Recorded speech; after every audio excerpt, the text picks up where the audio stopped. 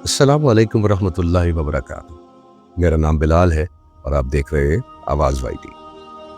دنیا کی تخلیق سے لے کر قیامت تک اللہ تعالیٰ نے ہر دور میں انسانوں کی رہنمائی کے لیے انبیاء، رسل، اولیاء اور مجددین کو مبعوث فرمایا ہے۔ آخری نبی حضرت محمد صلی اللہ علیہ وسلم کے بعد کوئی نبی نہیں آئے گا، لیکن امت کی اصلاح کے لیے مجددین اور اولیاء آتے رہیں گے۔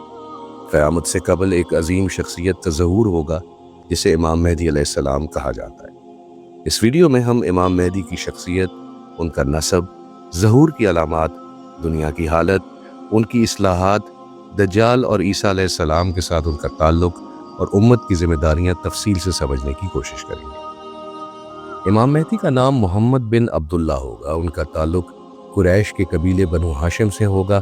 وہ حضرت فاطمہ الزہرا رضی اللہ تعالیٰ عنہ کی اولاد میں سے ہوں گے۔ حدیث شریف میں آتا ہے کہ رسول اللہ صلی اللہ علیہ وسلم نے فرمایا کہ مہدی میری اولاد میں سے ہوں گے اور فاطمہ کی اولاد میں سے۔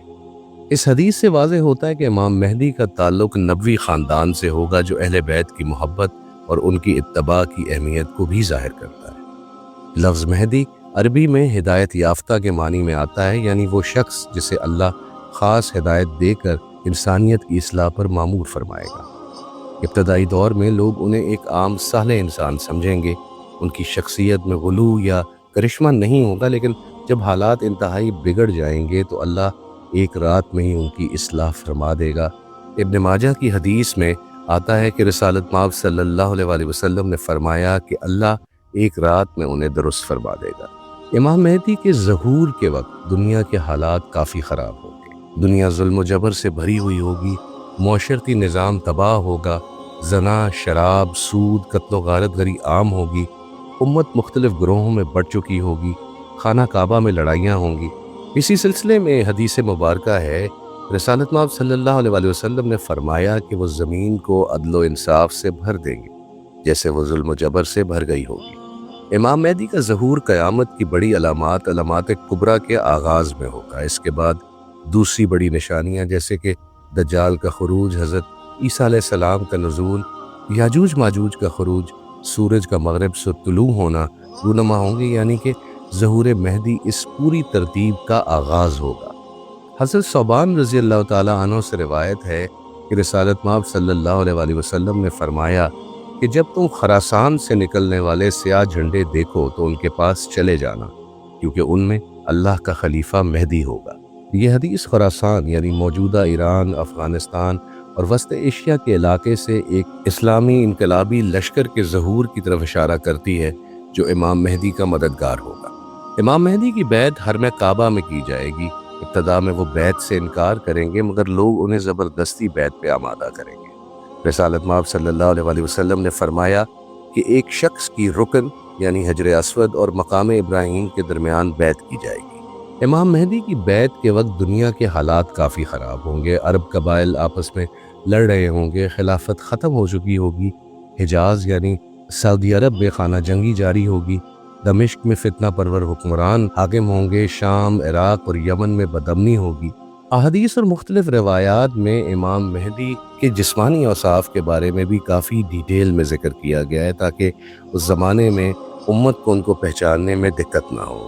رسالت مآب صلی اللہ علیہ وسلم نے فرمایا کہ مہدی کی پیشانی کشادہ اور ناک باریک اور اونچی ہوگی۔ مختلف روایات میں آتا ہے کہ ان کا رنگ گندمی، چہرہ پرنور اور جلال سے بھرا ہوا، آنکھوں میں ایک وقار، مضبوط جسم اور درمیانہ قد ہوگا۔ ان کے اخلاق کے بارے میں مختلف علماء نے یہ بیان فرمایا ہے کہ وہ ایک عالم اور فقیر انسان ہوں گے، بہت رحم دل اور منصف ہوں گے، شریعت کے بہت سخت پابند ہوں گے اور امت کو جوڑنے والے ہوں گے۔ امام مہدی دنیا میں اسلامی خلافت راشدہ کا نظام قائم کریں گے۔ مال غنیمت اتنا ہوگا کہ کوئی لینے والا نہیں بچے گا۔ رسالت مآب صلی اللہ علیہ وسلم نے فرمایا کہ وہ مال کو برابری سے تقسیم کریں گے اور لوگوں میں نبی کی سنت کے مطابق عمل کریں گے۔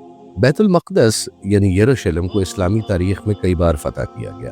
سب سے پہلے حضرت عمر بن خطاب رضی اللہ تعالیٰ عنہ کے دور خلافت میں 637 عیسوی میں، اور بعد میں صلاح الدین ایوبی رحمۃ اللہ علیہ نے 1187 عیسوی میں اس کو صلیبیوں سے دوبارہ فتح کیا۔ یہ شہر تمام آسمانی مذاہب کا مرکز اور مسلمانوں کا قبلہ اول ہے۔ روایات اور آثار میں اشارہ ہے کہ دجال کا فتنہ شام اور فلسطین میں پھیلے گا۔ اور امام مہدی اپنی فوجوں کے ساتھ بیت المقدس پہنچیں گے، وہ اس علاقے کو دجال اور اس کی یہودی پیروکاروں سے آزاد کروائیں گے، کیونکہ صحیح بخاری اور مسلم میں براہ راست ان کا بیت المقدس میں فتح کا ذکر نہیں آیا، مگر آثار صحابہ و تابعین اور روایات میں اس چیز کا ذکر ملتا ہے کہ امام مہدی کا لشکر شام اور فلسطین میں فتوحات کرے گا۔ اور کیونکہ بعد میں دجال کا قتل بھی باب لد یعنی بیت المقدس کے قریب ہی ایک مقام پہ کیا جانا ہے، تو اس سے مراد یہ ہے کہ بیت المقدس میں امام مہدی کی حکومت قائم ہوگی۔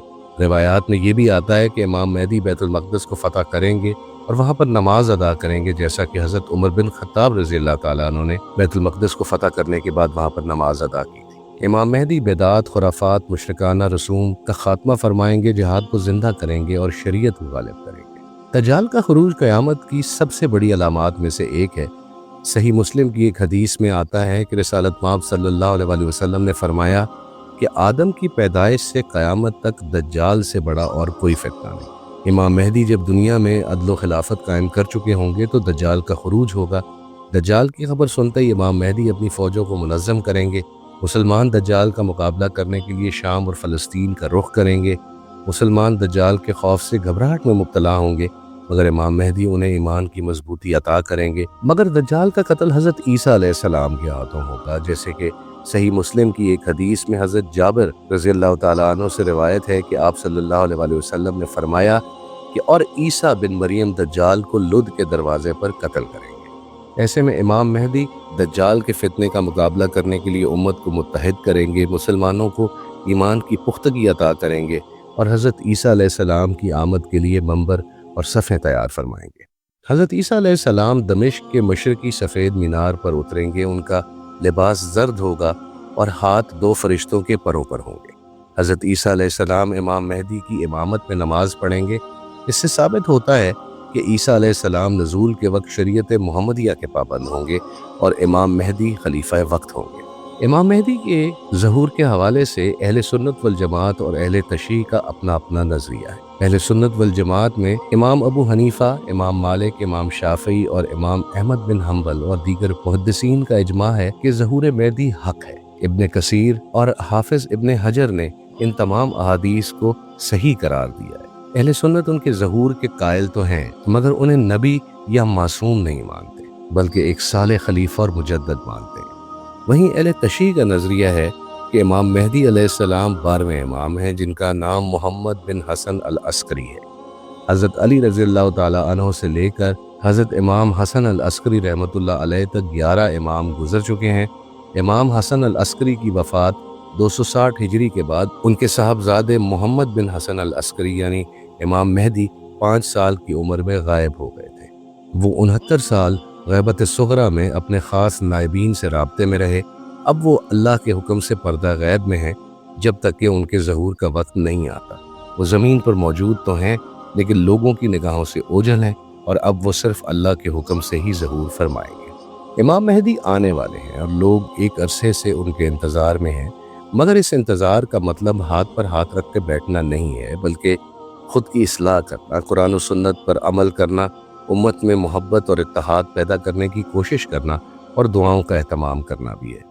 رسالت مآب صلی اللہ علیہ وسلم نے ہمیں ہر نماز میں اللہم انی اعوذ بک من فتنۃ المسیح الدجال ایک ایسی دعا بتائی ہے جو کہ دجال کے فتنے سے بچنے کے لیے، اس سے پناہ مانگنے کے لیے ہماری مددگار ہو سکتی ہے۔ آج جب دنیا ظلم، الحاد، بے حیائی اور ناانصافی سے بھر چکی ہے، تو ہر مسلمان پر فرض ہے کہ اپنے ایمان کی حفاظت کرے، علم حاصل کرے، سچائی کو اپنائے اور امام مہدی کی آمد کے لیے خود کو تیار کرے۔ اللہ ہمیں امام مہدی کی اتباع کرنے، ان کے دور میں ایمان پہ ثابت قدم رہنے اور دجال کے فتنے سے محفوظ رہنے کی توفیق عطا فرمائے، آمین۔ ہم امید کرتے ہیں کہ آپ کو ہماری آج کی ویڈیو پسند آئی ہوگی۔ اس ویڈیو کو لائک کیجئے، دوستوں کے ساتھ شیئر کیجئے اور چینل کو سبسکرائب کرنا بالکل مت بھولیے۔ آپ سے ملاقات ہوگی انشاءاللہ اگلی ویڈیو میں۔ تب تک اپنا اور اپنے ارد گرد سب کا بہت خیال رکھیے گا۔ اللہ حافظ۔